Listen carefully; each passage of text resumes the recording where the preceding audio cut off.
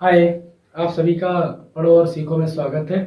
मेरा ये भरोसा है कि आज तक की जितनी वीडियो हैं वो आप सभी लोगों ने उतार ली होंगी, देख लेंगे बहुत ही अच्छी तरीके से। तो हम कह सकते हैं अभी तक की जो मेरी वीडियो है वो आप परमानेंटली देखते होंगे, धीरे धीरे लगातार देखते होंगे। तो आज हम जो सीखने वाले हैं वो आप देख सकते हैं बोर्ड पर, बहुत इम्पोर्टेंट टॉपिक है जिसे हम मेरे भाई कहते हैं लघुत्तम समापवर्तय, जिसे इंग्लिश में कहते हैं लोएस्ट कॉमन मल्टीपल।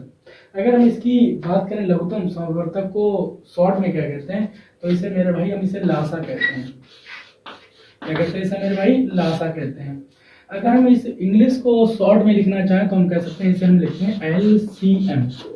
अब आपको धीरे धीरे समझ में आने लगा होगा कि हम टॉपिक कौन सा पढ़ने जा रहे हैं।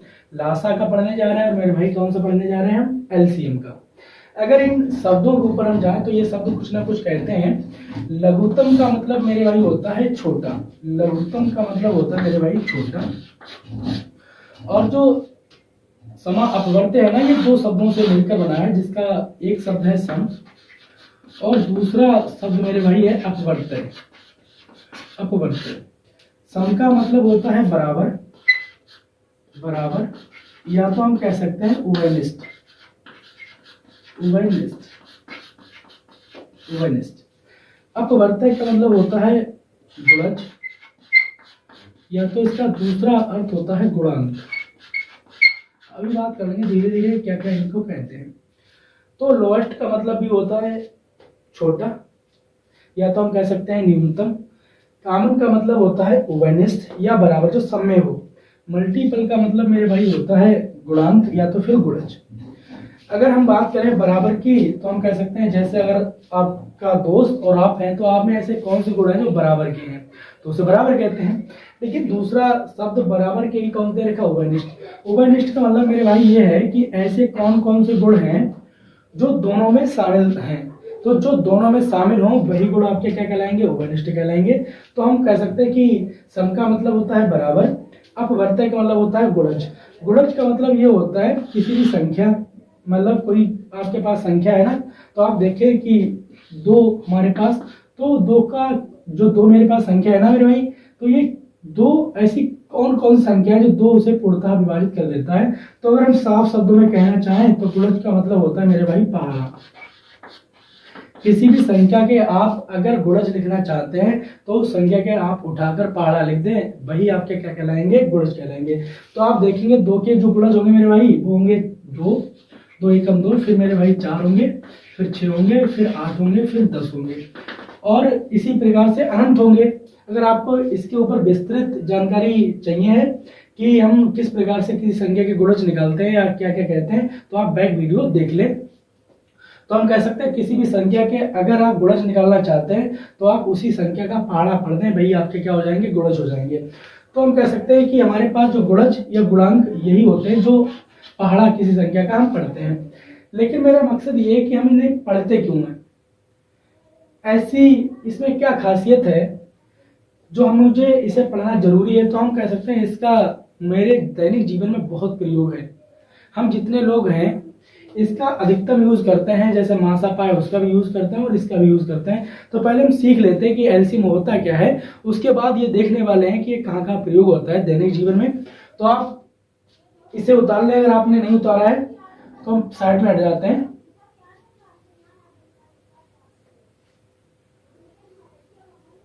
अब हम इसको मिटाते हैं। मिटाने के बाद अब हम इसको कुछ संख्या लेंगे, उसके बाद उसमें देखेंगे ये किस प्रकार होता है एलसीएम। मेरे भाई इसे करने के हमारे पास 3 तरीके होते हैं। 3 तरीके कौन कौन से होते हैं वो बारी बारी सब बताएंगे। तो आज हम जो आपको बताने जा रहे हैं वो पहला तरीका बताने जा रहे हैं। किसी भी संख्या के आपको अगर एलसीएम निकालना है, किसी भी संख्या का आपको एलसीएम निकालना है, तो सबसे बेहतर तरीका तो ये है कि आप उस संख्या के गुणज निकाल लें। क्या निकाल लें? गुणज। तो हम जैसे मानकर चलते हैं कि अगर आपको किसी ने एक 18 संख्या दे दी और मेरे भाई एक संख्या आपको दे दी, मानकर चलते हैं 12। चलो हम छोटी संख्या लेते हैं। एक संख्या किसी ने आपको 3 दे दी और किसी ने आपको एक संख्या 4 दे दी। तो हम छोटे से बड़े की तरफ बढ़ेंगे। तो आप देखेंगे 3 का जो गुणज होगा वो 3 होगा, फिर मेरे भाई ये 6 होगा, फिर आप कह सकते हैं ये 9 होगा, फिर आप कह सकते हैं ये 12 होगा, फिर कह सकते हैं आप 15 होगा, फिर आप कह सकते हैं 18, फिर कह सकते हैं आप 21 और डेडेस ऐसे अनंत तक। अब हम 4 के गुणज निकाल कर देख लेते हैं 4 के गुणज कौन कौन से होने वाले हैं। तो आप देखेंगे 4 एकम 4, 4 दूनी 8, 4 तिया 12, 4 चौक 16, 4 पंजे 20, 4 छंग 24, 4 सत्ते 28, 4 अट्ठे 32, 4 नेम 36, 4 सावन 40। तो हम कह सकते हैं ये भी अनंत होंगे, क्योंकि हम इसलिए बेहतर तरीके से बता रहे हैं कि बिल्कुल बेसिक तरीके से पढ़ा इसलिए पढ़ना है क्योंकि कुछ बच्चों को यही नहीं पता होगा कि हम गुणज कहते किसे हैं या गुणांक किसे कहते हैं। तो आप करें क्या, जिस भी संख्या के आपको गुणज या गुणांक चाहिए हैं तो आप उसे 4 का चाहिए और 5 का, तो आप उसका पहाड़ा पढ़ते चले जाएं और अनंत तक पढ़ें जहां आपको जरूरत है। तो हम कह सकते हैं कि हमारे पास 3 और 4 संख्या है। अगर आपसे कोई कहता है कि 3 और 4 के मुझे एलसीएम बताइए क्या होगा, तो आप इस परिभाषा पर जाएं, मतलब इस जो इसका अर्थ है ना वो कहता क्या है, लघुत्तम का मतलब होता है सबसे छोटा, लघुत्तम मतलब होता है सबसे छोटा। तो हम यहाँ छोटा लिख लेते हैं। सम अपवर्तक मतलब होता है जिसमें सब में हो, जो उभयनिष्ठ हो। उभयनिष्ठ मतलब जो आप में और आपके दोस्त में जो दोनों गुण उपस्थित हो तो उसे हम उभयनिष्ठ कहते हैं। अपवर्तक मतलब होता है गुणज। तो हम देख लेते हैं कि 3 हमारे पास सबसे छोटा, तो हम ये चेक करते हैं जो 3 है ना, यहाँ पर तो 3 है पर आप यहाँ देखेंगे 3 गुणज जो है वो 4 का नहीं है, तो हम कह सकते हैं ये एलसीएम नहीं हो सकता है। तो आप देखेंगे इससे फिर बड़ा कौन सा है, 4 है मेरे भाई, और 4 को आप देखेंगे तो 4 यहाँ पर उपस्थित नहीं है, तो हम कह सकते हैं ये भी एलसीएम, क्योंकि हम सबसे पहले जो लघुत्तम है उसको हम का अर्थ देखना है छोटा। तो हम देखेंगे यहाँ पर 6 मिल गए मुझे, लेकिन 6 यहाँ पर है पर 6 मेरे भाई यहाँ पर नहीं है, तो नहीं हो सकता है एलसीएम। फिर आप देखेंगे 8 यहाँ पर है मेरे भाई पर यहाँ पर नहीं है, तो ये भी एलसीएम नहीं हो सकता है। आप देखेंगे कि हमारे पास जो 12 है ना वो यहाँ पर भी मौजूद है और मेरे भाई यहाँ पर भी मौजूद है। तो हम अब एक पहली कंडीशन, इसने पहली स्थिति पास कर ली है कि लघुत्तम का मतलब होता है छोटा, तो सबसे छोटा मुझे देखना है जो दोनों में उपस्थित हो। तो हम देखेंगे 12 इसमें भी उपस्थित है और 12 इसमें भी उपस्थित है। कॉमन का मतलब यहाँ भी है और यहाँ भी है।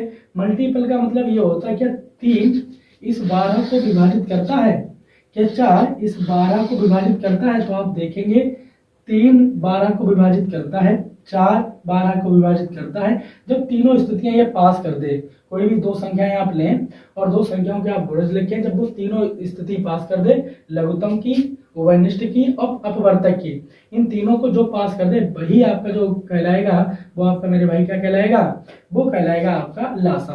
तो हम कह सकते हैं 3 बार 4 का जो लासा होगा मेरे भाई वो आपका 12 होगा। अब आप इसको उतारना है, हम एक 3 संख्याओं वाली एक संख्या लेते हैं, या कह सकते हैं 3 संख्याएं होंगी, फिर उसमें चेक करते हैं किस प्रकार उसका लासा हो सकता है।